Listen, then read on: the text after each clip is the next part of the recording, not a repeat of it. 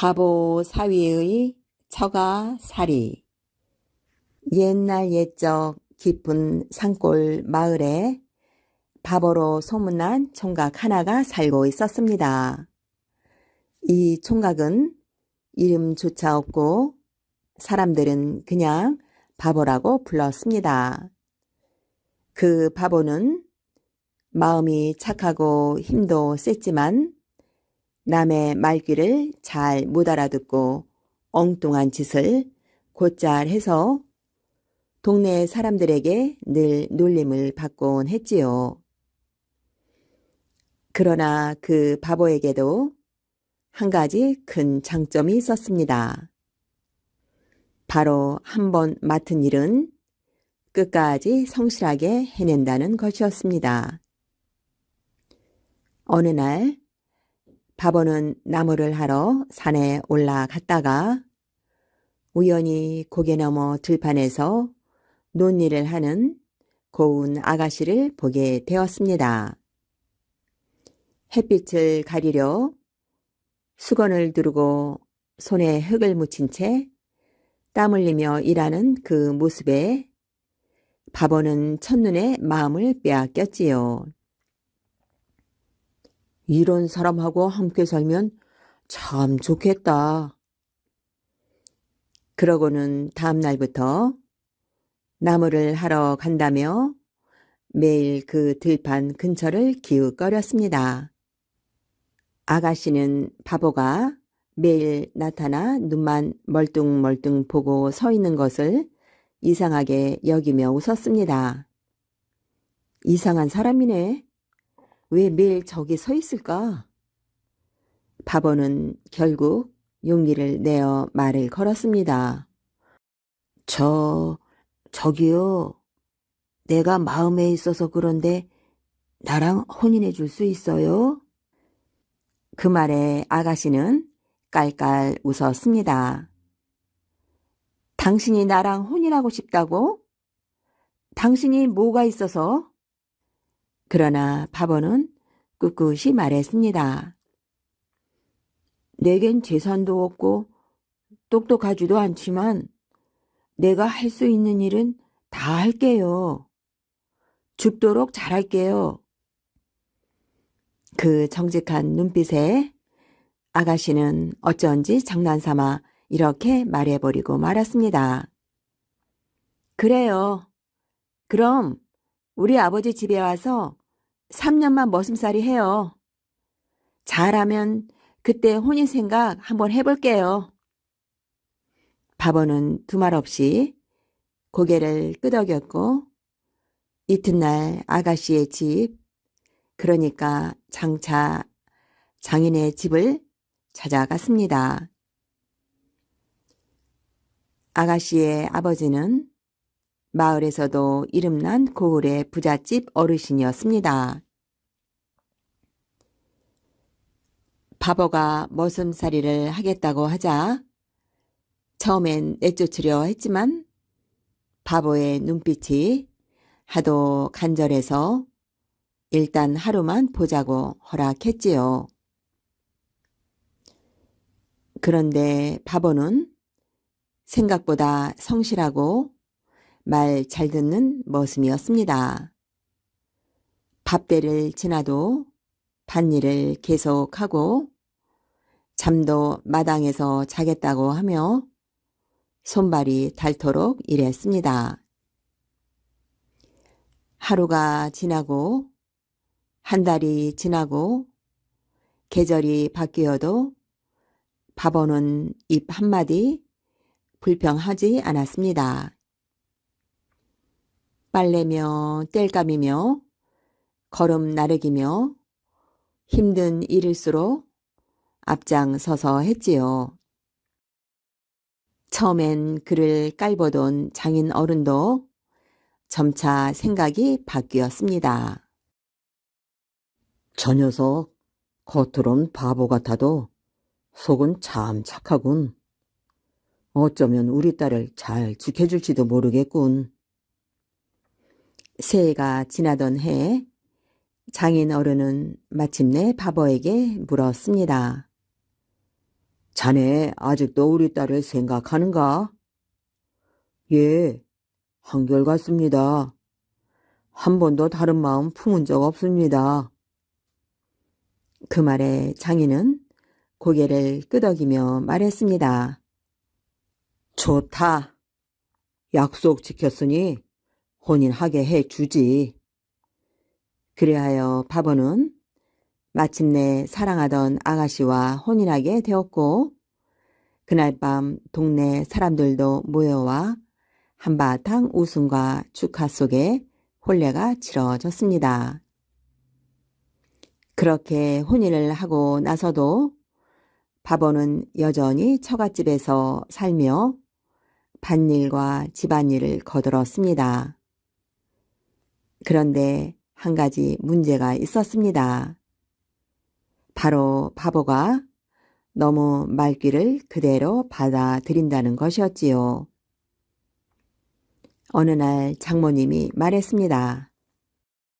사위, 오늘은 자네가 밥 좀 해야겠네. 쌀은 한 대만 씻어서 하게.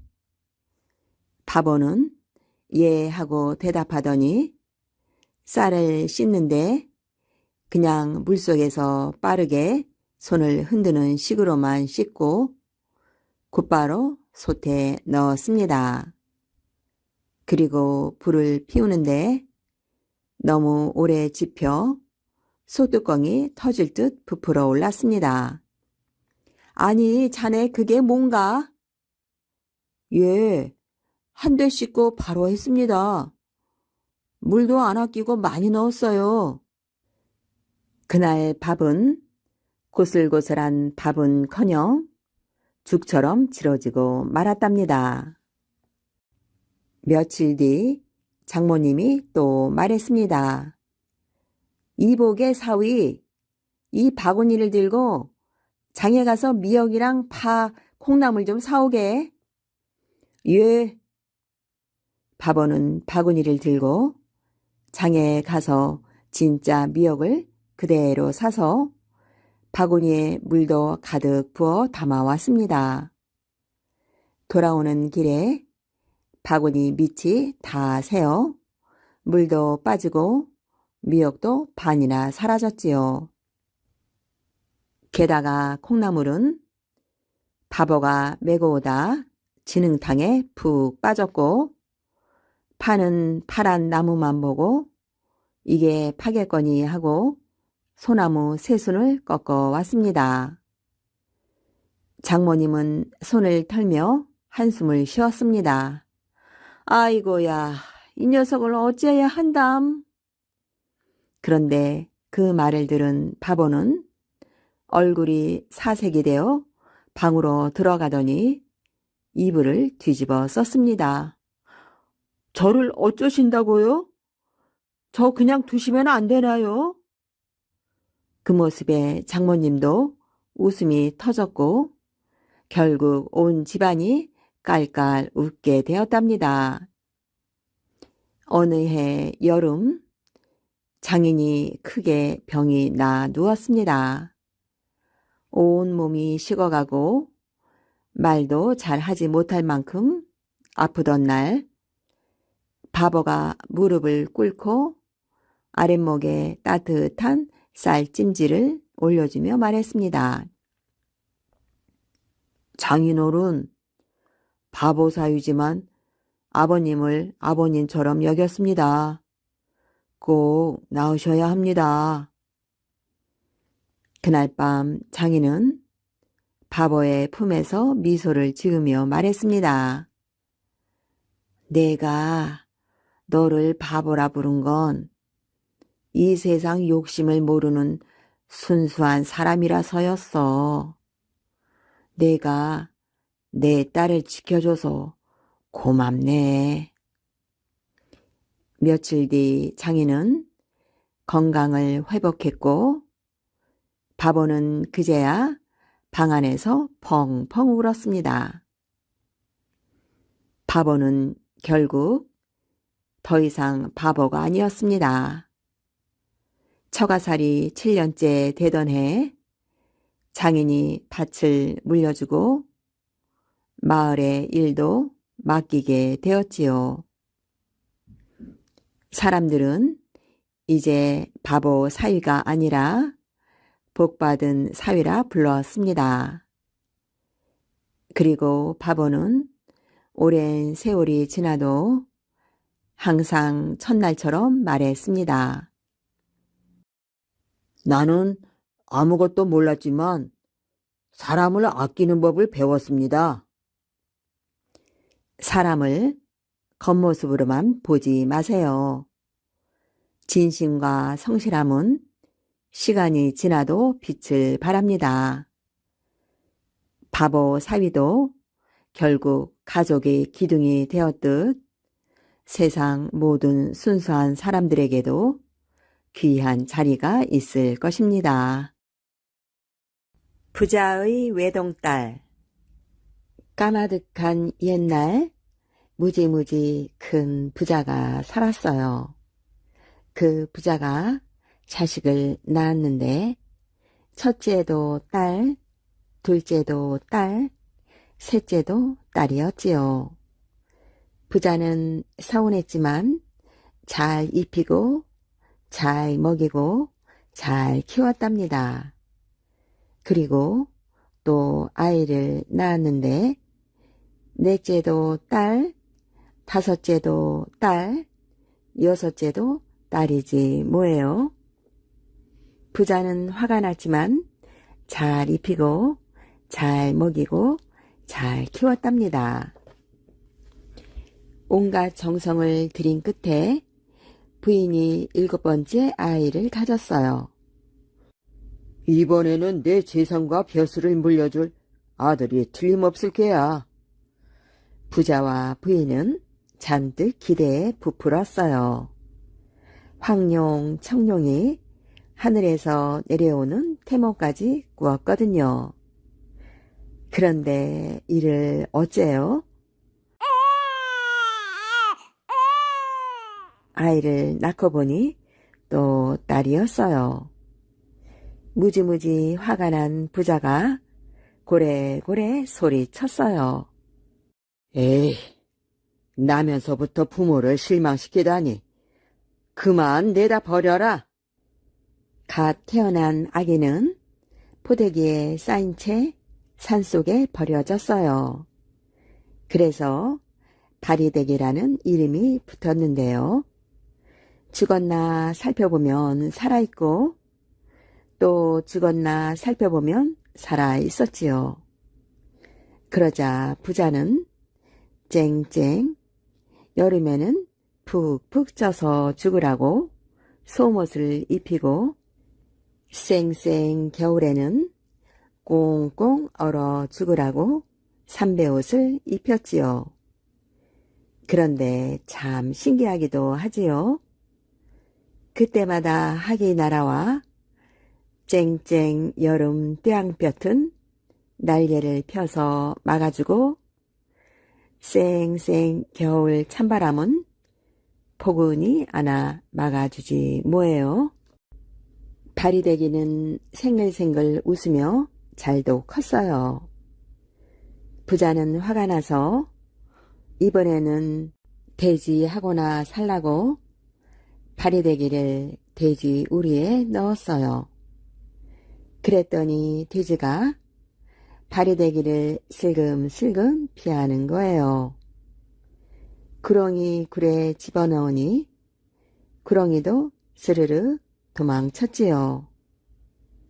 부자는 더욱 화가 나서 바리대기를 상자에 담아 강물에 버렸어요. 상자는 잘도 떠내려 갔지요.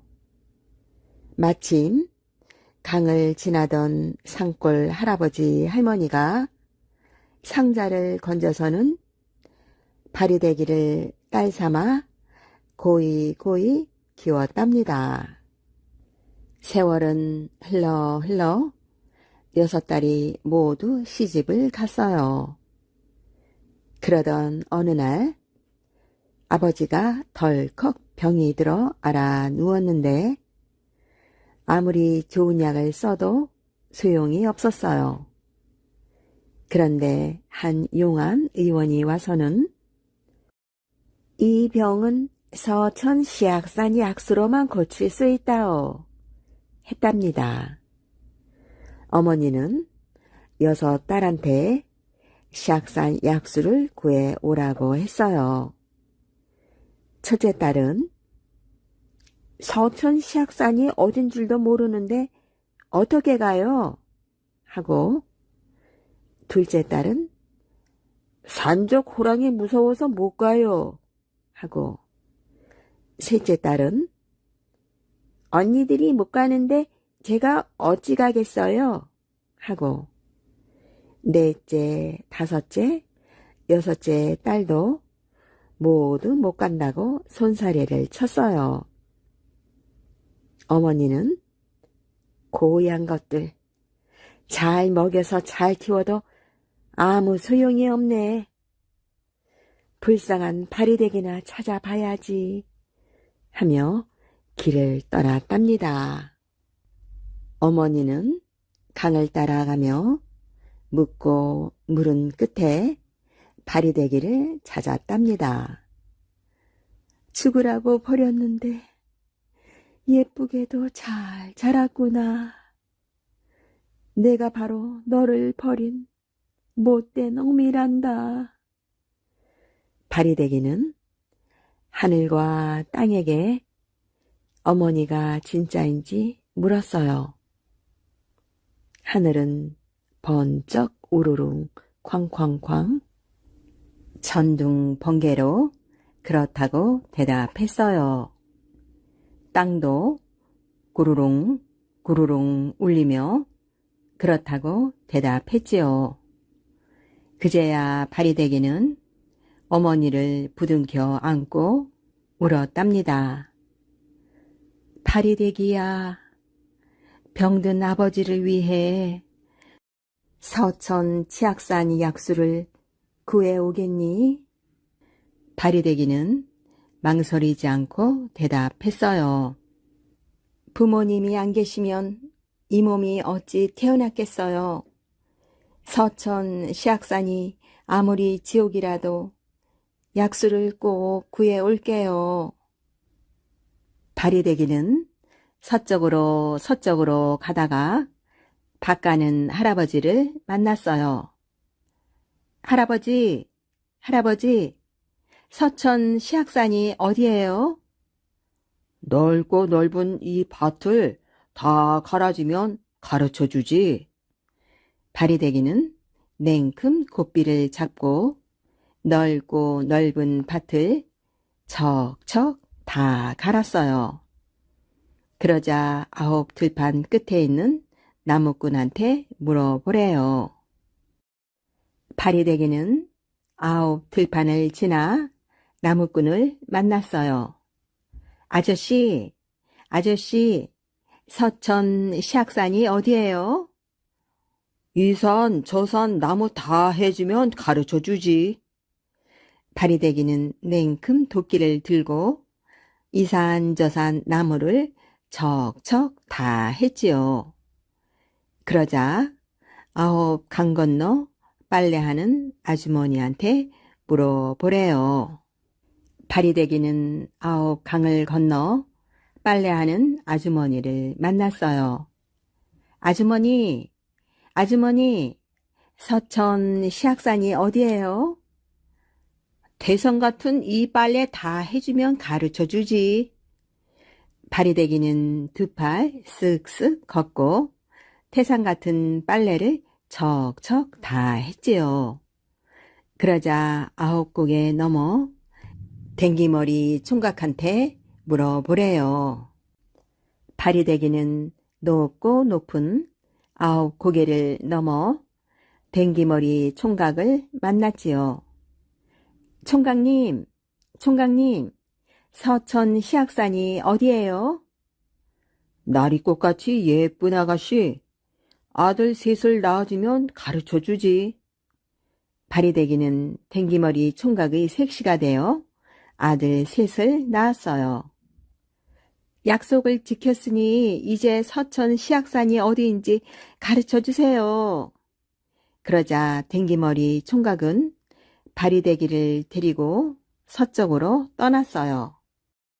서쪽으로 얼마 가니 넓고 넓은 꽃밭이 나왔어요. 잘 보, 바리대기. 이 꽃은 사람을 살리는 꽃이라오. 하얀 꽃은 숨을 살리는 숨살이꽃. 노란 꽃은 살을 살리는 살살이꽃. 빨간 꽃은 피를 살리는 피살이꽃이라오. 바리대기는 하얀 꽃, 노란 꽃, 빨간 꽃을 한 송이씩 따 넣었답니다. 서천 시악산에 도착하니 커다란 두꺼비 바위가 있었어요. 약수는 바로 그 두꺼비 바위 입에서 아침에 한 방울, 점심에 한 방울, 저녁에 한 방울씩 나왔지요. 바리대기는 100일 동안 물을 받아 호리병을 가득 채웠답니다. 그러자 댕기머리 총각이 나는 원래 옥황상제님의 신하였는데 벌을 받아 땅으로 내려온 거요. 이제 죄를 다 씻었으니 하늘로 돌아가야겠소. 하고 말하고는 휘리리 하늘로 올라갔답니다. 바리대기는 아이 셋을 데리고 고향으로 떠났지요. 첫째는 손을 잡고, 둘째는 등에 업고, 셋째는 품에 안고, 9 고개를 넘고 넘어 9 강을 건너고 건너 9 들판을 지나고 지나갔어요. 고향집에 도착하니 저 앞에서 사람들이 아버지의 상여를 메고 나왔지요. 멈추시오! 멈추시오! 장례 행렬 멈추시오! 바리대기는 관 뚜껑을 열고 품속에서 3가지 꽃을 꺼냈어요. 바리대기가 죽은 아버지의 몸에 숨살이 꽃을 살살 문지르니 하고 숨이 살아났고요. 살살이 꽃을 살살 문지르니 물컹물컹 살이 살아나고요. 피살이 꽃을 살살 문지르니 발긋발긋 피가 살아났지요. 아유, 잘 잤다. 아버지는 깊은 잠에서 깬 듯 눈을 떴어요. 아버지, 서천 시악산 약수 드세요. 바리대기는 호리병을 꺼내 약수를 드렸어요. 약수를 마신 아버지는 금세 건강을 되찾았지요. 어머니는 덩실덩실 춤을 추며 말했어요. 예, 고맙구나, 고마워. 죽으라고 내다버린 막내딸이 아버지를 살렸구나. 그 뒤 바리대기는 부모님과 함께 오래오래 행복하게 잘 살았답니다. 스님이 된 남자. 어머머, 저기 하늘 좀 보세요. 무슨 별이 저렇게 크고 밝지? 생전 처음 보는 별이에요. 사람들이 수근거렸어요. 동쪽 하늘에 이제껏 보지 못한 이상한 별이 나타나기 때문이지요. 이날 충청도 땅의 고야라는 산에 아이가 태어났어요. 고야는 울음소리부터 남달랐지요. 울어대는 소리가 메아리 되어 돌아올 정도였어요. 이상한 별이 나타나더니 저 아이가 태어났어요. 하늘의 전기를 받고 태어난 아기가 틀림없네. 동네 사람들 모두 이렇게 입을 모았지요. 고야는 첫돌이 되기 전에 말을 했어요. 그리고 두돌이 되어서는 글을 읽었지요. 별처럼 빛나는 사람이 되자. 고야는 동쪽 하늘에 떠오른 별을 보며 이렇게 다짐했어요. 고야는 열심히 책을 읽었지요. 책을 많이 읽어야 지혜로운 사람이 된다고 생각했어요. 고야는 특히 역사책에 관심이 많았어요. 우리나라는 수천 년 동안 중국의 침략을 받았다. 그 때문에 죄 없는 백성들이 수없이 죽어갔어. 어떻게 하면 이런 불행을 막을 수 있을까? 몇 날 며칠 고민하던 고야는 훌륭한 장수가 되기로 마음 먹었어요. 훌륭한 장수가 되어 중국을 정벌하는 것이 불행을 막을 수 있는 가장 좋은 방법이라고 생각한 것이지요. 고야는 이때부터 활쏘기, 칼쓰기 등을 익혔지요. 그러다 날이 저물면 병법에 관한 책을 읽었어요. 어느 날 중국 황제가 궁궐 뜰락을 거닐고 있었지요. 하늘의 별이 초롱한 깊은 밤이었어요. 그런데 동쪽에서 스산한 바람이 불어왔어요. 이토록 청명한 밤에 무슨 바람인가? 황제가 동쪽 하늘을 바라보았지요. 그곳에 지금까지 보지 못하던 큰 별이 밝게 빛나고 있었어요. 허허, 이상한 별이로다. 시종이 머리를 조아리며 말했지요. 몇 해 전에 새로 생긴 별이옵니다. 새로 생겨난 별? 황제는 곧 첨성가를 불러오라고 했지요. 첨성가가 단 걸음에 궁궐로 달려왔어요. 황제가 동쪽 하늘을 가리켰어요. 저 별이 무엇을 나타내는 것이냐? 하늘의 정기를 받고 태어난 사람이 동쪽에 살고 있다는 것을 알려주는 별이옵니다. 동쪽이라면 조선 땅에 옵니다. 황제는 조선이라는 말에 매우 근심이 되는 얼굴이었지요. 차가운 밤바람이 황제의 머리카락을 헝클고 지나갔어요. 깊이 생각하던 황제가 한숨 섞인 소리로 말했어요. 하늘의 정기를 받고 태어난 사람이라면 머리가 청명하고 무예가 뛰어날 것이다. 그대로 두면 훗날 중국이 위태롭게 될 것이다. 황제는 칼잡이를 궁궐로 불러들였지요. 중국 제일의 칼잡이가 황제 앞으로 달려왔어요. 칼잡이의 얼굴에는 깊고 깊은 칼자국이 나 있었고 매서운 눈초리에서 불꽃이 튀고 있었어요. 얼른 보기에도 으시시하였지요. 하늘의 정기를 받고 태어난 아기가 조선 땅에 있다. 그 아이를 찾아내어 목을 베어라. 하늘의 좋은 정기를 받고 태어났는지 어떻게 알 수 있습니까? 보통 아이와 달라 한눈에 알아볼 수 있을 것이다. 첨성가가 황제 앞으로 나섰어요. 첨성가는 황제에게 귀옛말을 했지요. 그 아이가 머리를 깎고 중이 되었으면 살려두시는 것이 좋을 것입니다. 어째서 살려두라 하는 건가? 그러면 훌륭한 스님이 되어 올바른 길로 이끌 것입니다. 우리 중국에도 해가 될 게 없습니다. 알았다. 중이 되었으면 살려두고 그렇지 않으면 목을 베어라. 칼잡이는 황제의 명을 받고 조선 땅으로 숨어 들었어요.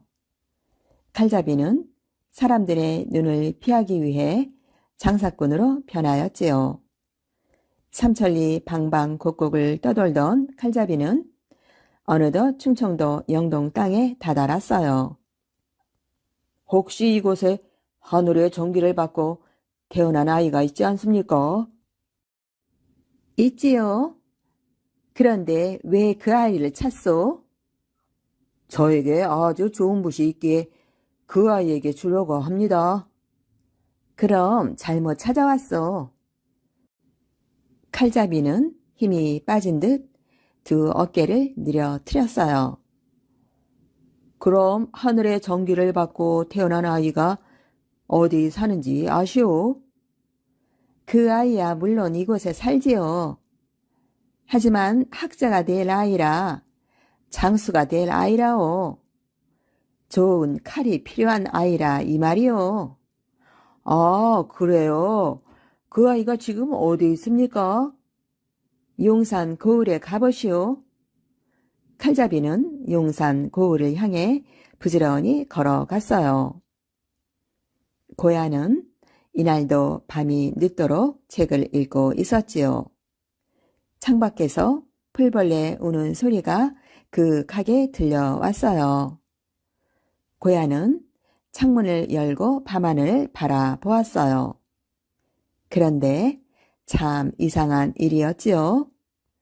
동쪽 하늘에서 밝게 빛나던 별이 차츰 빛을 잃어가고 있었어요.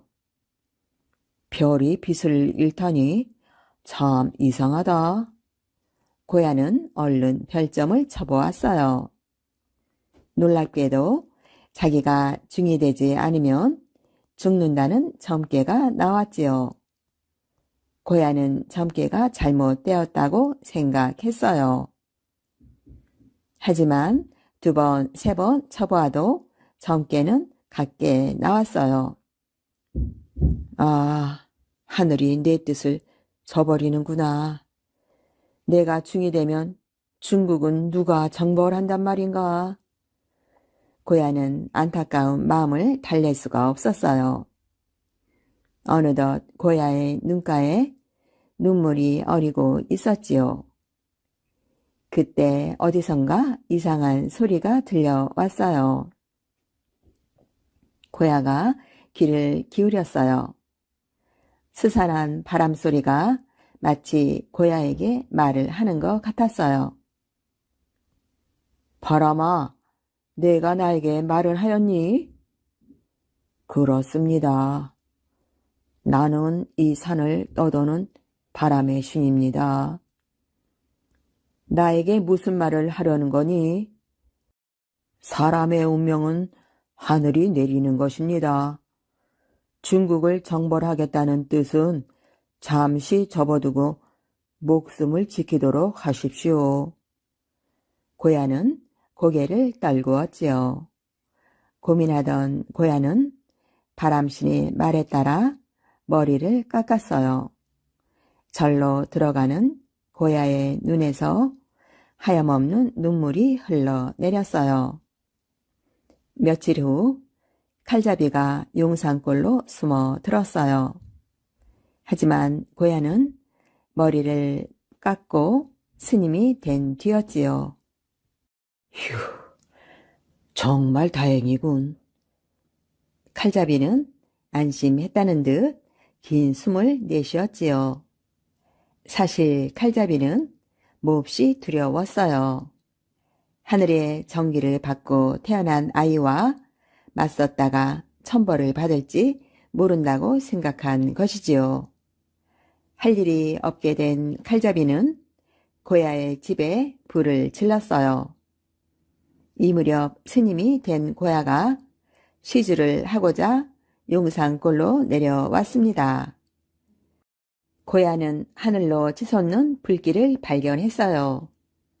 나를 죽이려던 칼잡이가 집에 불을 질렀구나. 고야는 바람 속에서 붓과 벼루를 꺼냈어요. 고야는 치솟는 불길에도 아랑곳하지 않고 태연히 먹을 갈았지요. 동네 사람들은 불길에 휩싸인 고야의 집을 바라보며 발을 동동 굴렀답니다. 고야는 붓에 먹물을 찝고 불타는 집을 향해 힘껏 뿌렸지요. 먹물이 먹구름으로 변하면서 전등 번개가 쳤어요. 삽시간에 장대비가 쏟아지기 시작했어요. 거세게 타오르던 불길이 한순간에 사그러들었지요. 칼잡이는 걸음아 나 살려라 하고 도망을 쳤어요. 동네 사람들은 앞에 엎드려 울음을 터뜨렸지요. 나라를 위해 큰일을 할 사람이 팔도 강산을 떠도는 스님이 되었으니 못내 원통해 한 것이지요. 반드시 훗날이 있을 겁니다. 10년이든 100년이든 언젠가 뜻을 이룰 날이 있을 겁니다. 고야이는 슬피 우는 동네 사람들을 뒤로하고 어디론가 사라졌어요. 그 후 고야의 소식을 아는 사람은 아무도 없었답니다. 이런 일이 있은 뒤부터 이 고장 사람들은 고야가 살던 골짜기를 고야골이라 부르기 시작했어요. 고야골은 충청북도 용동군 용산면 상령리에 있는 골짜기랍니다. 우거진 숲을 구르는 돌멩이마다 중국을 정벌하겠다던 고야의 꿈이 서려 있는 곳이랍니다.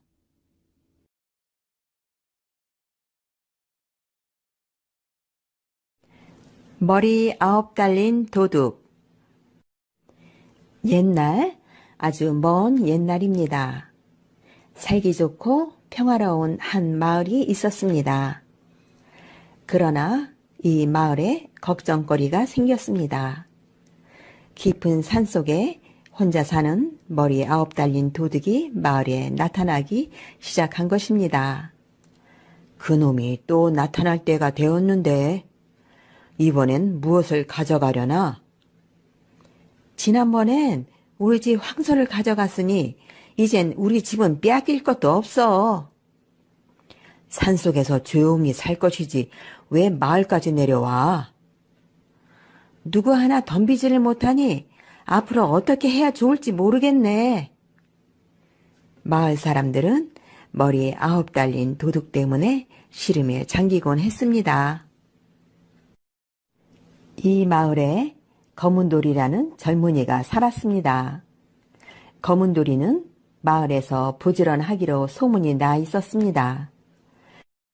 그러나 검은돌이의 아내는 몸단장만 좋아하고 일을 싫어하는 여자였습니다. 어느 날이었습니다. 여보, 일하러 가겠소. 머리에 9 달린 도둑이 나타날지 모르니 조심하오. 벌써요? 다른 사람들은 아직 일어나지도 않았을 텐데. 부지런히 일을 해야 우리도 남부럽지 않은 부자가 되지 않겠소? 알았어요. 다녀오세요. 검은돌이는 소를 끌고 들러 나갔습니다. 마을 사람들은 검은돌이의 아내를 논실댁이라고 불렀습니다. 논실댁은 검은돌이가 나가자 몸단장을 하기 시작했습니다. 오늘은 뭘 하며 하루를 보낼까? 복덕이를 데리고 냇가로 빨래나 하러 갈까? 따뜻한 봄날이니 냇가의 경치가 좋을 거야. 몸단장을 끝낸 논실댁은 몸종 복덕이를 데리고 냇가로 갔습니다. 논실댁과 복덕이가 냇가에서 빨래를 하고 있는데 머리 9 달린 도둑이 나타났습니다. 너희들 잘 만났다. 오늘은 너희들을 잡아가야겠구나. 에그머니나. 논실댁과 복덕이가 놀라서 소리쳤지만 아무 소용이 없었습니다. 저거 보게. 논실댁과 복덕이가 머리에 9 달린 도둑에게 잡혀가는군. 아니, 저놈이 이제는 사람까지 잡아가네. 큰일 났어. 마을 사람들은 논실댁과 복덕이가 붙잡혀가는 것을 빤히 보면서도 아무도 나서지 못했습니다. 여보게, 어서 검은돌이에게 알려야지. 아내가 붙잡혀갔다는 소식을 듣고 검은돌이는 허겁지겁 집으로 돌아왔습니다. 아내를 꼭 찾고 말 거야. 마을에서 잃어버린 황소들도 내가 꼭 찾을 거야. 검은돌이는 그 길로 머리에 9 달린 도둑을 찾아 집을 떠났습니다. 내가 갈 때까지 아내와 복덕이가 무사해야 할 텐데 소문에 따르면 머리에 9 달린 도둑은 마을에서 멀리 떨어진 깊은 산속에 살고 있었습니다. 벌써 날이 저물었네. 그때 마침 오두막집 한 채가 보였습니다. 아, 다행이다. 날이 저물었으니 저 집에서 하룻밤을 묵어가야겠군. 검은돌이는 오두막집으로 가 주인을 찾았습니다. 주인 계십니까? 그러나 집안에서는 아무 대답도 없었습니다. 웬일일까? 사람이 살지 않는 집인가? 대답을 기다리다 못해 검은돌이는 방문을 열었습니다. 그러자 방 안에는 웬 할머니가 배틀 위에서 정신을 잃고 쓰러져 있었습니다. 아, 할머니, 정신 차리세요. 검은돌이는 방 안으로 들어가 할머니를 안아 일으켰습니다. 너무 굶어 정신을 잃은 거야. 검은돌이는 집을 떠날 때 가지고 온 쌀로 급히 저녁밥을 지었습니다. 할머니, 저녁을 좀 드시고 정신을 차리세요. 검은돌이는 할머니를 안아 일으켰습니다. 할머니는 검은돌이가 떠먹여주는 저녁밥을 들고 정신을 차렸습니다. 젊은이 고맙소. 젊은이 덕분에 살았구려. 할머니, 큰일 나실 뻔했어요. 그런데 젊은이는 무슨 일로 이 깊은 산골에 다 왔소? 검은돌이는 할머니에게 머리 9 달린 도둑을 찾아가는 사연을 말했습니다. 그런 사연이 있었군. 그렇다면 젊은이, 내 말을 잘 듣고 내 말대로 하구려. 우선 산삼을 구해 다려 먹이는 것이 좋겠소. 산삼요? 그렇다오. 꼭 산삼을 다려 먹어야 하오. 검은돌이는 할머니가 시키는 대로 따르기로 했습니다. 다음 날부터 검은돌이는 산삼을 찾아 산속을 헤맸습니다. 그러나 검은돌이가 산삼인 줄 알고 캐우면 할머니는 고개를 저었습니다. 그건 산삼이 아니라 더덕이요. 그럼 이건 산삼이 틀림없죠? 아니야, 그건 도라지라오. 할머니, 그럼 산삼은 어디 있어요? 그건 나도 모른다오. 젊은이가 찾아야지. 그런 어느 날 검은돌이는 진짜 산삼을 찾았습니다. 그날 할머니는 검은돌이가 캐온 산삼을 보더니 빙그레 웃으며 비로소 고개를 끄덕였습니다. 됐어요. 3뿌리씩이나 캐왔군요. 이제 이걸 다려 먹으면 아무것도 겁나지 않을게요. 할머니는 손수 산삼 1뿌리를 다려 검은돌이에게 먹였습니다. 자, 이제 나를 따라와요. 할머니는 검은돌이를 데리고 바위가 많은 산속으로 들어갔습니다. 이 바위를 한번 들어봐요. 검은돌이는 바위 앞에 섰습니다. 힘을 내요. 약! 검은돌이는 겨우 바위를 들었습니다. 다음 날 할머니는 검은돌이에게 산삼 1뿌리를 또 다려 먹였습니다. 그리고 나서 검은돌이를 바위가 많은 산으로 데리고 갔습니다. 자, 오늘은 더 큰 바위를 들어보시오. 이야! 검은돌이는 바위를 번쩍 들었습니다. 잘했소. 내일만 오면 되겠어요. 다음 날 할머니는 3뿌리째 산삼을 검은돌이에게 다려 먹이고 또 바위산으로 데리고 갔습니다. 오늘은 여기서 제일 큰 바위를 들어보시오. 검은돌이는 집채만한 바위를 한 손으로 번쩍 들어 올렸습니다. 됐어요. 이만하면 머리에 9 달린 도둑도 젊은이의 힘을 당하지 못할 거요. 할머니는 검은돌이를 격려해 주었습니다. 할머니, 고맙습니다. 할머니가 아니었으면 머리 9 달린 도둑에게 당할 뻔했습니다. 그런데 젊은이, 머리 9 달린 도둑이 어디 사는지 알고 있어?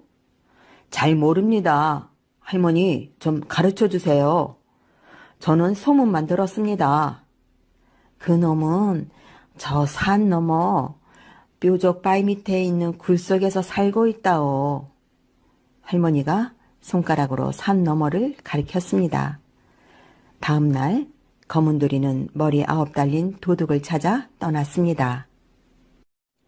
검은돌이는 산 하나를 넘어갔습니다. 그러자 앞산 봉우리에 뾰족 바위가 보였습니다. 저기 뾰족 바위가 보이는구나. 아내와 복도기는 어떻게 되었을까? 검은돌이는 발걸음을 재촉하여 뾰족 바위에 닿았습니다. 이 바위 밑 굴 속에 머리 9 달린 도둑이 산다고 했지? 검은돌이는 우선 뾰족 바위를 들어 옆으로 옮겼습니다. 과연 굴이 있군. 할머니의 말씀대로야. 검은돌이는 무릎을 꿇고 굴 속을 들여다보았습니다. 아, 복덕이다. 엎드려 굴 속을 살피던 검은돌이는 너무 놀라 소리를 지를 뻔했습니다. 굴 아래에는 넓은 마당이 있고 그 마당 우물가에 복덕이가 물을 깃고 있었습니다. 아직 무사하구나. 검은돌이는 돌멩이를 주워 우물가에 살짝 떨어뜨렸습니다. 복덕이가 위를 올려다 보았습니다. 아, 서방님! 쉿! 조용히 해. 검은돌이는 우물가로 내려갔습니다.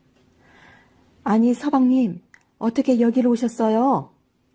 아씨와 너를 구하러 왔어. 복덕이는 검은돌이가 반가웠지만 곧 표정이 어두워졌습니다. 서방님, 논실하시는 집안에 계세요. 제가 모시고 올게요. 저 집이 머리 9 달린 도둑의 집인가? 마치 대궐 같군. 도둑이 올 때가 되었으니 조심하세요. 복덕이는 집 안으로 들어갔습니다. 잠시 뒤 논실댁과 복덕이가 함께 나왔습니다. 여보, 나요. 잘 있었어? 검은돌이는 아내를 보자 반가워서 뛰어갔습니다. 어머나, 어떻게 오셨어요? 논실댁도 남편을 반갑게 맞았습니다. 그러나 논실댁은 어딘지 옛날 같아 보이지 않았습니다. 아씨, 도둑이 들어오기 전에 굴을 빠져나가는 것이 좋겠어요. 복덕이가 말했습니다. 아니야, 지금 도망가면 머리 9 달린 도둑이 쫓아올 거야. 그럼 어떻게 하면 좋겠소? 검은돌이가 물었습니다. 집안에 숨었다가 머리 9 달린 도둑을 처치하고 도망가는 게 좋겠어요.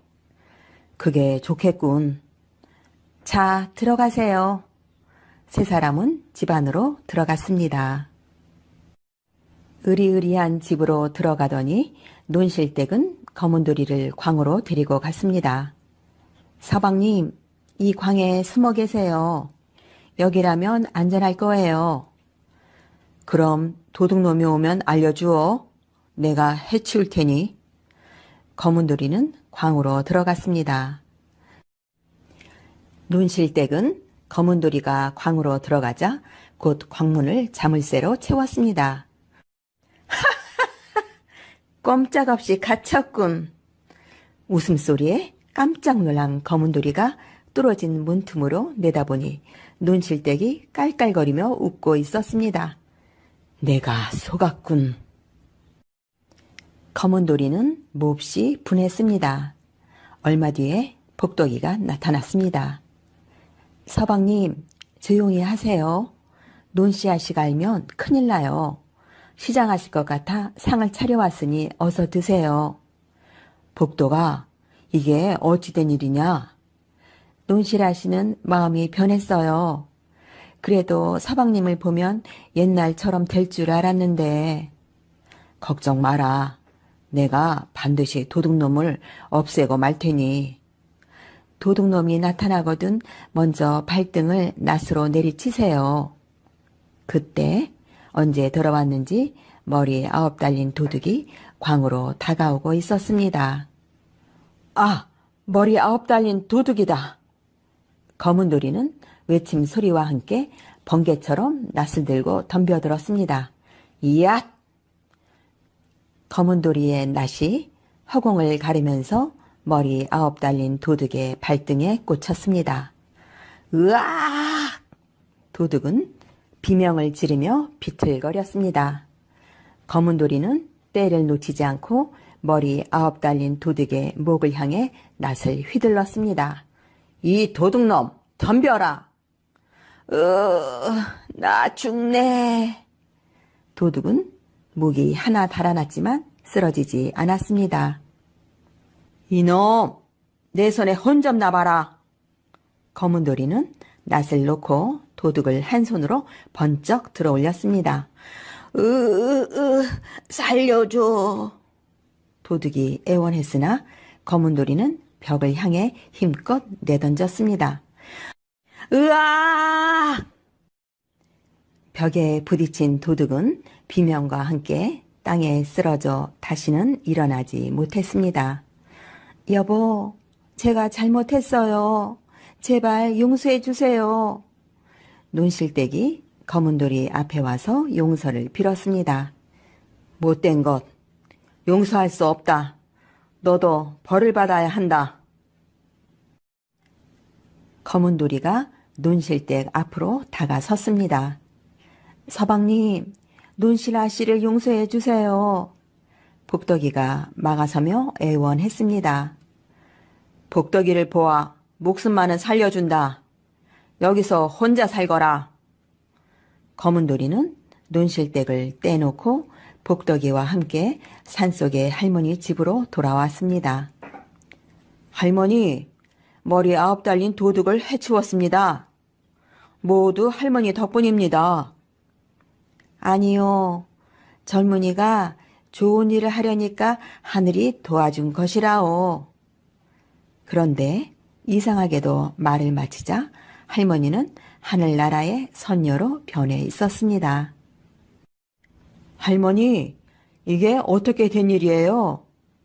검은돌이, 나는 이제 하늘나라로 돌아가야 해요.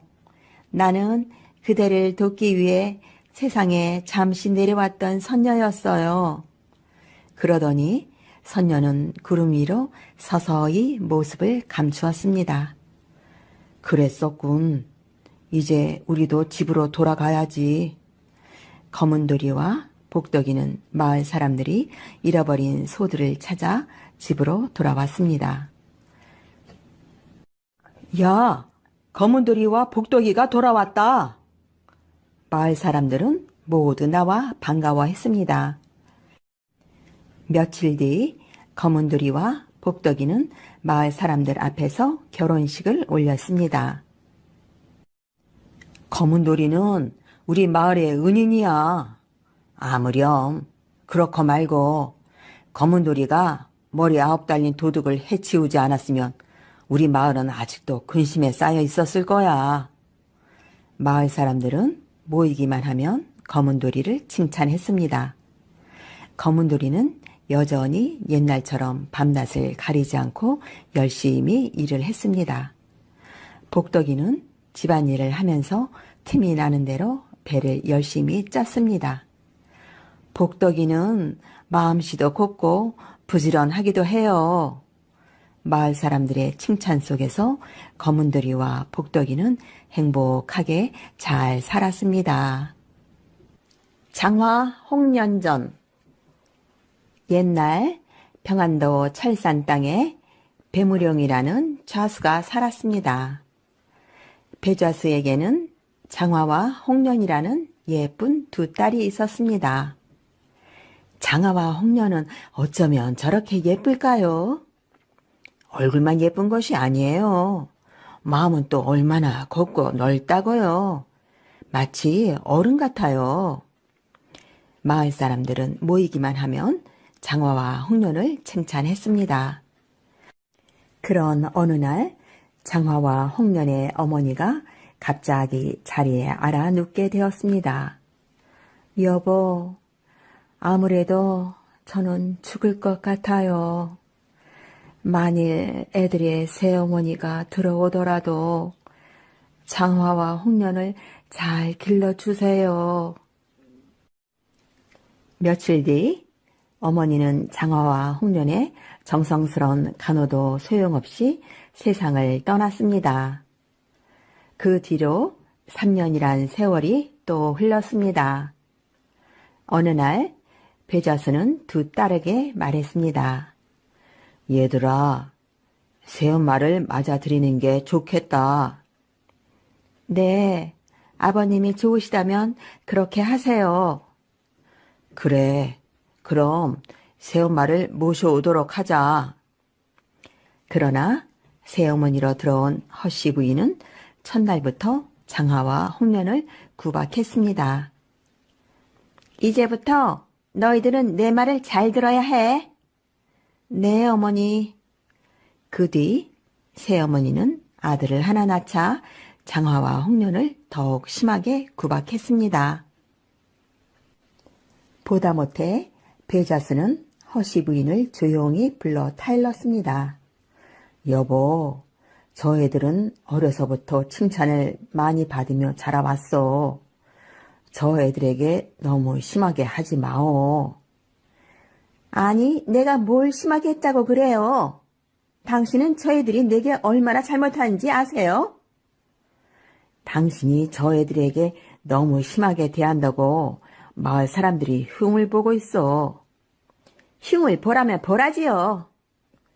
마음이 삐뚤고 심술궂은 허씨 부인은 사람들이 자기를 손가락질하면 할수록 더욱 장화와 홍련을 구박했습니다. 아이고, 속상해. 저것들 때문에 나만 욕먹네. 날이 갈수록 심해지는 허씨 부인의 구박 속에서도 장화와 홍련은 예쁜 처녀로 자랐습니다. 아니, 저것들이 누굴 닮아서 저렇게 예쁠까? 아무리 구박을 해도 얼굴에 그늘 한 점 없으니 더 밉살스럽군. 허씨 부인은 해만 뜨면 장화와 홍련한테 흉잡을 것이 없을까 하고 살피는 게 일이었습니다. 안 되겠어. 흉계라도 꾸며서 저것들을 내쫓든가 해야지. 그냥 두고는 못 보겠어. 장화와 홍련한테 흉잡을 일이 없자 허씨 부인은 아들 장쇠를 불러 흉계를 꾸몄습니다. 장쇠야, 너 커다란 쥐 한 마리 잡아오렴. 쥐요? 히히, 문제 없죠. 자기 어머니를 닮아 심술 굵기가 이루 말할 수 없는 장쇠가 커다란 쥐를 잡아왔습니다. 흥, 이걸 껍질을 벗기면 갓난아기 같겠지. 허씨 부인은 쥐의 껍질을 벗겨 잠들어 있는 장화의 이불 속에 몰래 집어넣었습니다. 그리고 남편 배좌수에게 거짓말을 했습니다. 아이고, 영감, 큰일 났어요. 장화가 죽은 아기를 낳았어요. 뭐요? 그 아이가? 그럴 리가 없어. 내 말이 의심스러우면 지금 가서 이불을 들춰봐요. 배좌수는 장화의 방으로 가 이불을 들춰보고 깜짝 놀랐습니다. 아니, 우리 장화가 어찌 이럴 수가 있단 말이냐. 믿을 수가 없어. 허씨 부인의 흉계에 속아 넘어간 배좌수는 가슴을 치며 탄식했습니다. 여보, 이 일을 어찌하면 좋소. 시집도 안 간 처녀가 애를 낳다니 이 무슨 망측한 일이오. 그러게 말이에요. 부끄러워 얼굴도 못 들겠어요. 허씨 부인은 의기양양해서 말했습니다.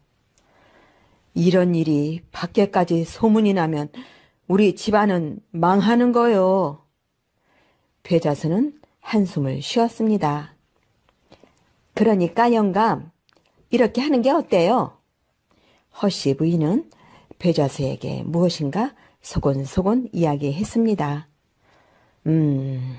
그럴 수밖에 없겠구려. 그럼 내 생각대로 하겠어요. 다음 날 장화는 새 어머니가 아버지에게 자기를 모함한 것을 알았습니다. 그러나 장화는 아무 말도 하지 못했습니다. 말을 해도 소용이 없다고 생각했습니다. 아버님은 새어머니의 말을 모두 믿으시겠지? 그날 밤 배자수는 장화를 불렀습니다. 예, 장화야. 장세와 함께 외가댁에 좀 급히 다녀와야겠다. 아버님, 지금은 밤인데 내일 가면 안 될까요? 밤이니까 장세와 함께 떠나라는 것 아니냐? 할 수 없이 장화는 장세를 따라 나섰습니다. 홍련이 울며 언니를 붙잡았습니다. 언니, 이 밤중에 어딜 가? 장화는 홍련을 떼어놓고 장세가 끄는 말 위에 올라탔습니다.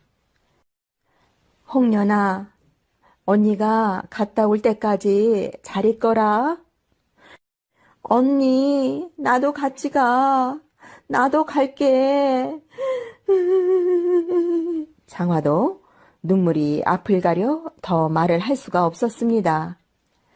장세가 우악스럽게 말꼬비를 잡아 끌었습니다.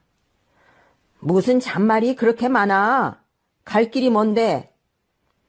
밤이 깊어 모두 잠든 고요한 밤에 장화는 어디론가 장세에게 끌려갔습니다. 한참 가다가 장화가 말했습니다. 장세야, 이 길은 외가댁으로 가는 길이 아니야. 그러자 장세가 희쭉 웃었습니다. 외가댁으로 가는 게 아니야. 퉁명스럽게 한마디 하더니 장세는 계속 말고삐를 끌고 산속으로 들어갔습니다. 험한 고개를 몇 번 넘고 나자 연못이 하나 나타났습니다. 다 왔어. 이제 내려. 장세는 또 퉁명스럽게 말했습니다. 장세야, 여기는 연못이지 않니? 글쎄, 다 왔다니까. 웬 말이 그렇게 많아? 장세야, 나보고 연못에 빠져 죽으란 말이구나. 그걸 이제야 알았어. 장세는 장화 앞으로 다가와 장화를 연못 속으로 때밀어 버렸습니다. 아, 살려줘! 장세야! 장화가 죽은 뒤 홍련은 혼자 새어머니의 온갖 구박을 다 받았습니다. 구박을 받을 때마다 홍련은 언니 생각으로 더욱 눈물이 났습니다. 언니, 어딨어? 보고 싶어. 그런 어느 날 낯선 파랑새 한 마리가 홍련 앞에 날아왔습니다. 홍련은 파랑새에게 제 마음을 이야기했습니다. 파랑새야, 우리 언니는 어디 있니? 나를 우리 언니 있는 곳으로 데려다 주렴. 그러자 파랑새가 앞장서 날아가기 시작했습니다. 넌 정말 우리 언니 있는 곳을 알고 있구나. 파랑새는 홍련을 산속의 연못으로 데려갔습니다. 파랑새야, 언니가 이 연못 안에 있다는 말이지? 그래, 알았어. 홍련은 연못 속으로 뛰어들었습니다. 그 뒤 연못에서는 흐느껴 오는 처녀들의 울음소리가 날마다 들렸습니다. 그리고 그 거울에 부임하는 원님은 부임하는 첫날 밤에 꼭 목숨을 잃었습니다. 나라에서도 큰 걱정이었습니다. 큰일 났다. 부임하자마자 목숨을 잃으니. 상감마마, 제가 가보겠습니다. 그대가? 네, 제가 그 거울로가 무슨 까닭인지 꼭 밝히겠습니다. 그 사람은 정동호라는 선비였습니다. 정선비가 새 원님이 되어 철산 고을에 도착했습니다. 새 원님은 곧 이방을 불러 물었습니다. 여봐라, 이 고을에 부임하는 사또마다 첫날 밤에 목숨을 잃는다는데 그 이유가 무엇이냐? 사또, 글쎄 그 이유를 아무도 모릅니다. 그래? 그럼 오늘 밤 내가 그 까닭을 알아내는 수밖에 없겠군. 새 원님은 책을 펴놓고 글을 읽으며 밤이 오기를 기다렸습니다. 무슨 곡절이 있을 거야. 해가 서산으로 지고 어둠이 내리기 시작했습니다. 오늘 밤 기필코 그 사연을 알아내리라. 이윽고 깊은 밤이 되었습니다.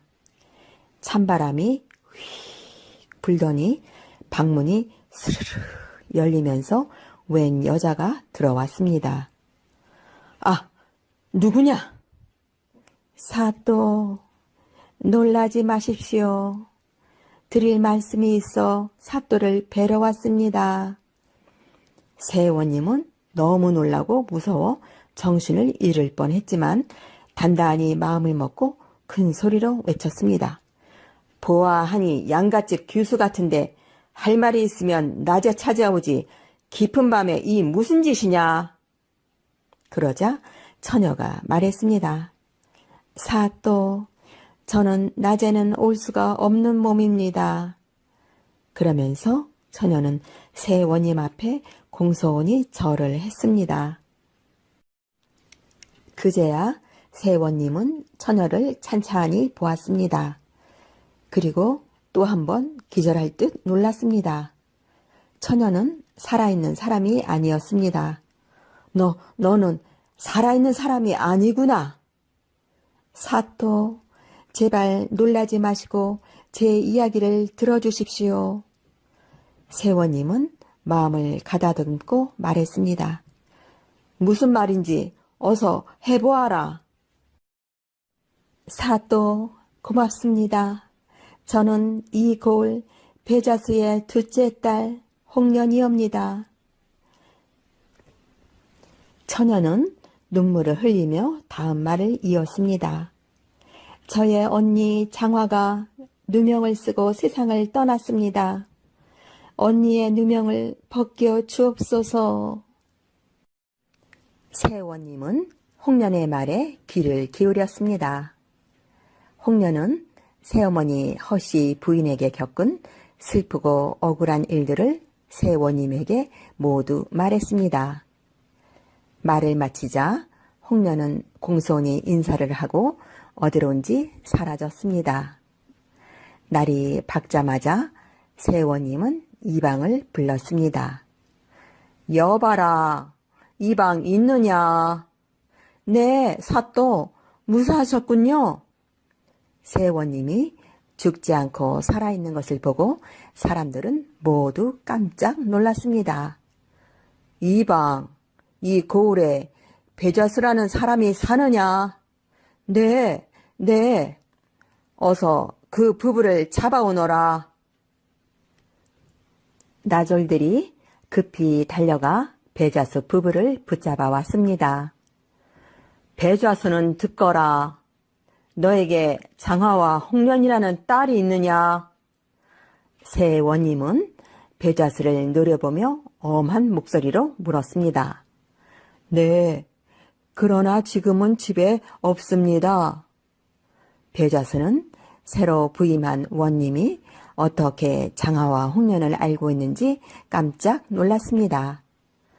지금은 없다면 어디 갔느냐? 장화는 병으로 죽고 홍련이는 집을 나가. 배자수는 얼버무렸습니다. 왜 대답을 못하느냐? 어서 말하지 못할까? 그때 허씨 부인이 나섰습니다. 사또, 실은 큰딸 장화는 처녀의 몸으로 죽은 아이를 낳았습니다. 그 일이 탄로나자 장화는 스스로 연못에 빠져 목숨을 끊었습니다. 사실이었다. 사또, 어느 앞이라고 거짓말을 하겠습니까? 새원님이 다시 물었습니다. 그럼 둘째 딸 홍련이는 어떻게 되었느냐? 홍련은 밤에 아무도 모르게 도망을 쳐 지금은 어디 있는지도 모르겠습니다. 허씨 부인은 얼굴색 하나 변하지 않고 거짓말을 했습니다. 알았다. 내 말이 사실인지 아닌지 장쇠를 불러다 알아보도록 하자. 새 원님은 나졸들에게 명령했습니다. 여봐라, 가서 장쇠를 잡아오너라. 새 원님이 장쇠를 잡아오라고 하자 허씨 부인은 가슴이 덜컥 내려앉았습니다. 곧 장쇠가 붙잡혀 왔습니다. 이놈 장쇠야, 내가 장화를 연못으로 데려가 빠뜨렸지? 장쇠는 아무런 대답을 하지 못하고 부들부들 떨기만 했습니다. 어서 대답을 하지 못할까? 새 원님의 불같은 호령이 떨어졌습니다. 장쇠는 허씨 부인이 시켜 쥐를 잡은 사실을 털어놓았습니다. 새파랗게 질린 허씨 부인은 더 이상 거짓말을 할 수가 없었습니다. 아이고, 사또, 죽을 죄를 졌습니다. 목숨만 살려주십시오. 에이, 못된 것. 여봐라, 이들을 모두 옥에 가두어라. 배자스는 눈물을 흘리며 사또에게 말했습니다. 사또, 아무것도 모르고 불쌍한 자식을 죽게 한 아비를 죽여주십시오. 배자스는 허씨 부인의 말만 믿은 자기의 잘못을 뉘우쳤습니다. 새 원님은 임금님께 이 사실을 아뢰었습니다. 새 원님은 장화와 홍련이 빠져 죽은 연못에서 시체를 건져내어 양지 바른 곳에 고이 묻어주었습니다. 허씨 부인과 장쇠는 임금님의 분부대로 사형에 처해졌습니다. 그런 어느 날 새 원님은 꿈을 꾸었습니다. 꿈속에 장화와 홍련이 나타났습니다. 사또님, 고맙습니다. 저희의 억울한 누명을 벗겨주시고 양지 바른 곳에 묻어주시니 은혜가 태산 같습니다. 이제 철산고을에는 해마다 풍년이 들고 사또님은 큰 벼슬을 하실 것입니다. 그럼 안녕히 계십시오. 장화와 홍련은 말을 마치더니 새 원님에게 공손히 절을 하고 사라졌습니다. 새 원님은 잠을 깼습니다. 꿈이었구나. 불쌍한 장화와 홍련이 하늘나라로 가면서 인사를 하러 온 거야. 부디 하늘 풀고 하늘나라에 가서는 어머니와 함께 행복하게들 사시오.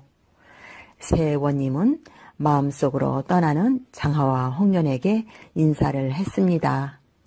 그 뒤 철산 고을에는 정말 해마다 풍년이 들었습니다. 그리고 새 원님은 점점 벼슬이 높아졌습니다. 장화와 홍련은 과연 은혜를 잃지 않는 처녀들이군. 그 처녀들 덕분에 철산 고을에는 풍년이 들고 나는 이만큼 큰 벼슬을 하게 되었어. 허씨 부인의 말에 속아 장화를 죽게 했던 배자수는 눈물로 세월을 보내다 윤씨라는 처녀를 새 부인으로 맞았습니다. 그런 어느 날 윤씨 부인의 꿈에 선녀가 나타나 꽃 2송이를 주며 말했습니다. 이 꽃을 받아요.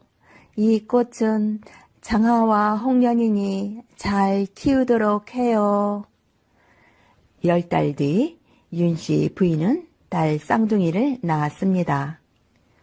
부인, 꼭 장화와 홍련을 닮았구려. 네, 이 애들이 바로 장화와 홍련이에요. 부인, 우리 이 아이들을 잘 키웁시다. 배자수와 윤씨 부인은 2딸을 고이 기르며 행복하게 살았습니다. 도깨비 방망이. 옛날 어느 마을에 욕심쟁이 형과 마음씨 착한 동생이 살았습니다. 착한 동생은 마을 사람들한테 칭찬을 들었지만 욕심쟁이 형은 늘 욕을 먹었습니다. 동생은 착하고 부지런한데 형은 왜 저 모양인지 몰라. 정말 이상한 일이야. 친형제가 저렇게 다르니 말이야. 욕심쟁이에다 구두쇠에다 심술꾸러기라서 좋아하는 사람이 없어. 맞아. 동생 반만 닮았어도 저러지는 않을 텐데 말이야. 글쎄, 누가 아니래요. 마을 사람들은 형을 보면 아는 체도 하지 않았습니다. 형은 함께 모시고 사는 부모님께도 효도를 하지 않았습니다. 동생은 부모님이 가여웠습니다. 할 수 없이 동생은 형에게 가서 말했습니다. 형님, 이제부터 제가 부모님을 모시겠습니다. 뭐? 내가 부모님을 모신다고? 아니, 그게 정말이냐? 네, 그렇게 해주세요. 너 혹시 부모님을 모신다는 핑계로 재산을 나눠달라는 건 아니겠지? 아닙니다, 형님. 그러니 안심하세요. 좋다. 사나이끼리의 약속이니까 나중에 딴소리 하지 마. 네, 형님. 그날부터 동생은 아버지 어머니를 모시고 살게 되었습니다. 부모님을 편히 모시려면 전보다 더 일을 많이 하지 않으면 안 돼. 어서 나무를 하러 가자. 동생은 지게를 지고 산으로 갔습니다. 쿵! 쿵! 쿵! 산속에서는 하루 종일 동생의 나무 찍는 도끼 소리가 울렸습니다. 휴, 힘들어라. 좀 쉬어야겠다. 동생은 한 짐 가득 나무를 해놓고 나무 그늘에 앉아 잠시 쉬었습니다. 그때 나무에서 무엇인가가 툭 하고 떨어졌습니다. 뭘까? 떨어지는 게. 동생이 소리 나는 쪽을 돌아보고 있는데 머리 위로 무언가가 또 떨어졌습니다. 아이쿠, 이게 뭐야? 동생이 주워보니 그것은 개암이었습니다. 아, 개암이었구나. 어디 맛 좀 볼까? 동생은 개암을 입으로 가져갔습니다. 그때 퍼뜩 집에 계신 아버지 어머니 생각이 났습니다. 아니야, 내가 먹으면 안 돼. 아버지께 갖다 드려야지. 동생은 개암을 먹지 않고 주머니에 넣었습니다. 이제 그만 쉬고 집으로 가야지. 어머니가 기다리실 텐데. 동생은 자리에서 일어났습니다. 그때 개암이 또 하나 툭 하고 떨어졌습니다. 아, 또 떨어졌네. 이건 어머님 갖다 드려야겠군. 개암이 아주 잘 익었나 봐. 동생은 얼른 개암을 주워 주머니에 깊숙이 넣었습니다. 어머님이 이 개암을 보시면 좋아하시겠네. 그러자 이번엔 2개의 개암이 한꺼번에 떨어졌습니다. 아이쿠, 이번엔 2개씩이나 떨어지네. 하나는 우리 형님들이고 하나는 내가 먹으면 되겠군. 동생은 기분이 좋았습니다. 자, 이제 어서 가자. 동생은 지게를 지고 마을을 향해 발걸음을 재촉했습니다. 어느새 날은 저물기 시작했습니다. 언제 이렇게 해가 기울었을까? 식구들이 걱정하겠네. 동생은 부지런히 산길을 내려왔습니다. 그러나 이상하게도 마을로 가는 큰 길이 나타나지 않았습니다. 내가 너무 서두르다가 길을 잃었나 봐. 아이고, 이를 어쩌지? 해는 이제 완전히 서산으로 넘어갔습니다. 큰일 났군. 이 깜깜한 산속에서 어떻게 길을 찾지? 그런데 비까지 주룩주룩 내리기 시작했습니다. 길은 나중에 찾고 우선 빨리 비를 피해야겠어.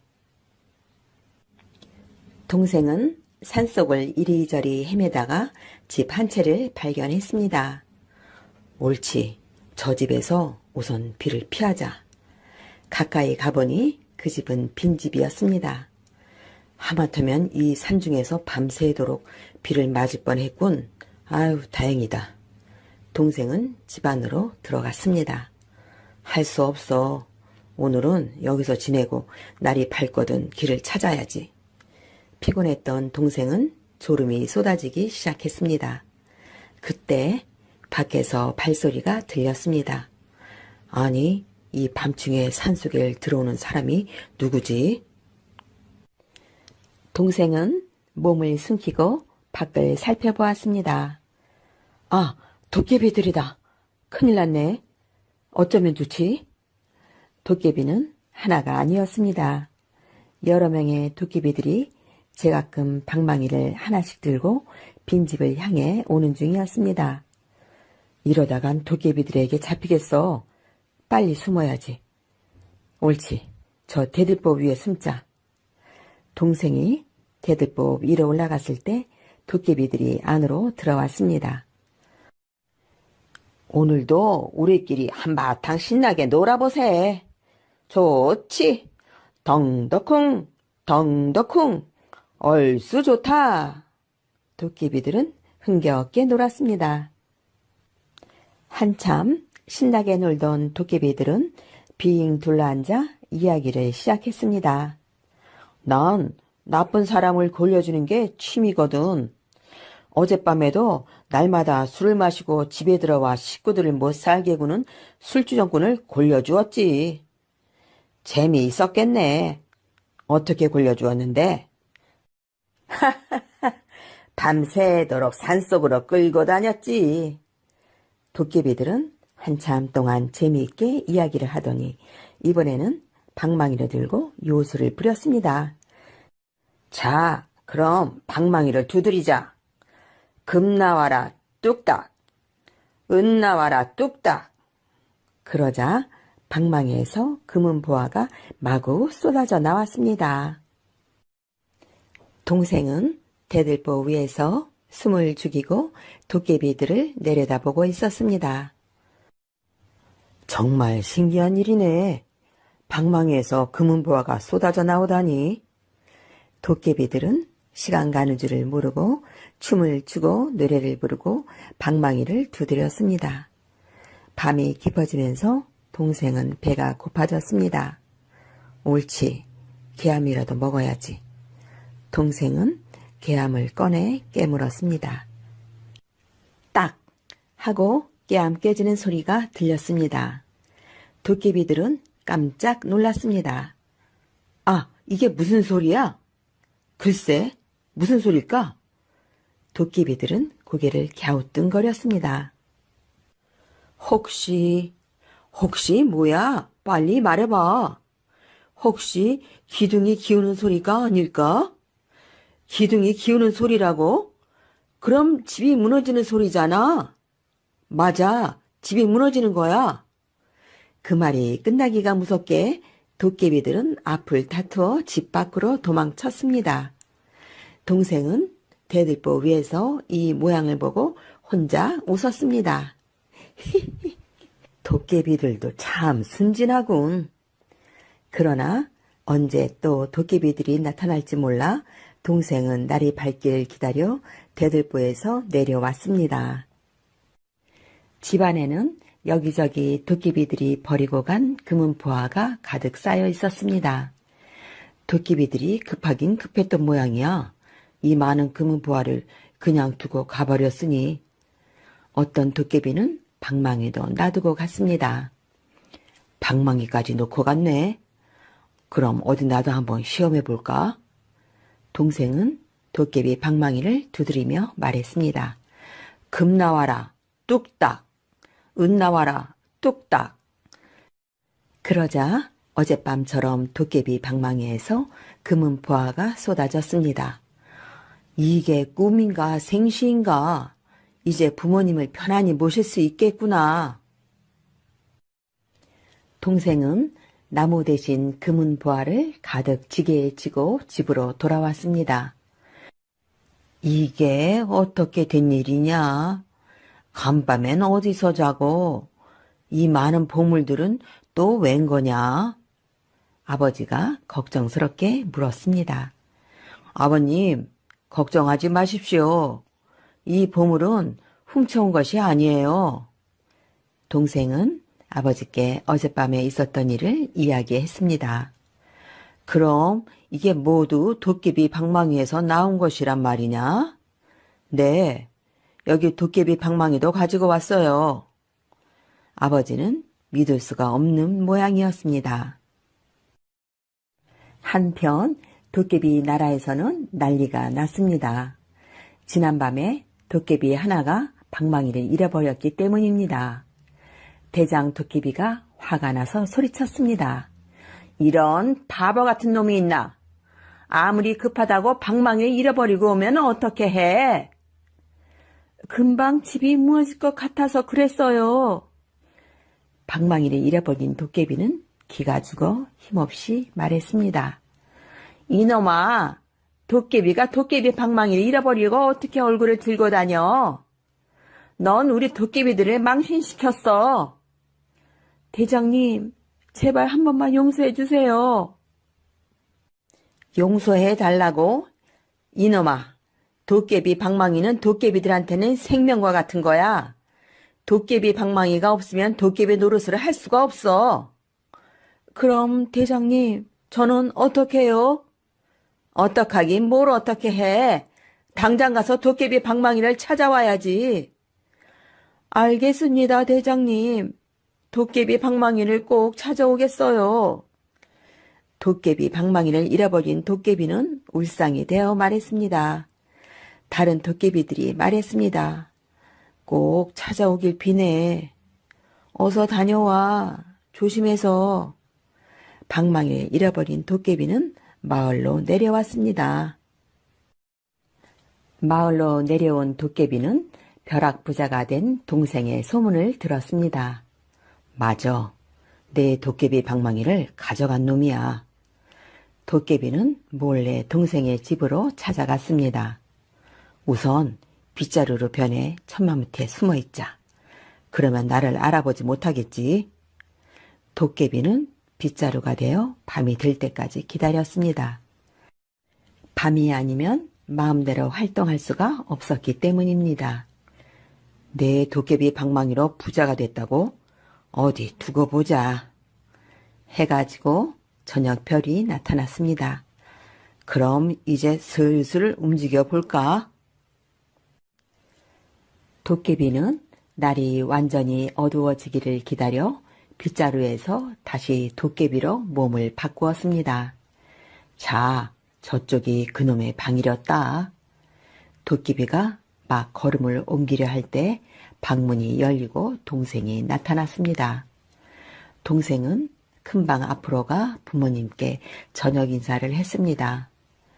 아버님, 어머님, 안녕히 주무세요. 오냐, 너도 잘 자거라. 인사를 마치고 동생이 자기 방으로 돌아가려고 할 때 도깨비가 나타났습니다. 섞어라. 내가 내 도깨비 방망이를 가져갔지? 아, 너는 도깨비? 도깨비는 동생의 앞을 막아서며 말했습니다. 어서 내 도깨비 방망이를 내놓아라. 동생은 무서움을 꾹 참고 대답했습니다. 내가 도깨비 방망이를 가난한 사람들을 위해서 쓰려고 하니 그냥 돌아가거라. 뭐라고? 가난한 사람들이라고? 그래, 도깨비 방망이로 금은 보화를 많이 만들어 가난한 사람들에게 주면 얼마나 좋으냐? 도깨비는 잠시 생각에 잠겼습니다. 좋다. 그럼 씨름을 해서 내가 이기면 방망이를 주고 가겠다. 그러더니 도깨비는 동생에게 달려들어 동생을 번쩍 들어올렸습니다. 동생은 도깨비가 갑자기 달려드는 바람에 하마터면 그대로 쓰러질 뻔했습니다. 비겁하게 시작도 하기 전에 달려드는 법이 어딨어? 하하, 그러니까 내 도깨비 방망이를 순순히 내놓으란 말이야. 그때 동생은 도깨비와 싸워 이긴 나무꾼의 이야기가 생각이 났습니다. 옳지. 도깨비는 왼발이 약하다고 그 나무꾼이 말했어. 동생은 도깨비의 왼발을 걸었습니다.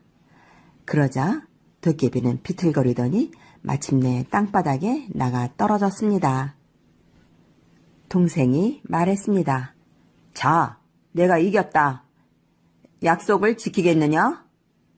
도깨비는 분하다는 듯이 씩씩거렸지만 아무 말도 하지 못하고 돌아갔습니다. 어휴, 큰일 날 뻔했어. 이 도깨비 방망이는 가난한 사람들을 도와주는데 써야 해. 동생은 도깨비 방망이를 잡고 금 나와라 뚝딱, 은 나와라 뚝딱 하고 말했습니다. 그때마다 금, 은, 쌀, 비단이 산더미처럼 쏟아졌습니다. 이 정도면 되겠지. 다음 날 동생은 도깨비 방망이에서 나온 금, 은, 쌀, 비단들을 마을 사람들에게 나누어 주었습니다. 형은 동생이 부자가 되고 좋은 일을 하는 것을 보고 심술이 났습니다. 형은 동생을 찾아가 물었습니다. 예, 아우야, 너는 어떻게 부자가 되었니? 동생은 형에게 도깨비 이야기를 했습니다. 이야기를 들은 형은 산으로 갔습니다. 개암을 따가지고 형은 도깨비가 나오는 빈집으로 들어가 대들보 위에 숨었습니다. 밤이 되자 정말로 도깨비들이 나타났습니다. 자, 신나게 한번 놀아보세. 덩덕쿵, 덩덕쿵, 얼쑤. 도깨비들은 흥에 겨워 콧노래까지 부리며 덩실덩실 춤을 추었습니다. 이제 개암을 깨물자. 개암 깨지는 소리가 딱 하고 났습니다. 아, 그때 그 소리다. 맞아, 그놈이 왔어. 어디 숨었는지 찾아라. 잡아서 혼을 내주자. 도깨비들은 집안을 샅샅이 뒤졌습니다. 마침내 형은 도깨비들에게 잡혔습니다. 이놈, 우리가 또 속을 줄 알았느냐? 도깨비들은 달려들어 형을 마구 때렸습니다. 아이고, 잘못했어요. 용서해 주세요. 도깨비들은 밤새도록 형을 두들겨 패다가 날이 밝자 숲속으로 갔습니다. 형은 도깨비 방망이를 얻기는커녕 매만 늘씬하게 얻어맞고 엉금엉금 기어서 집으로 돌아왔습니다.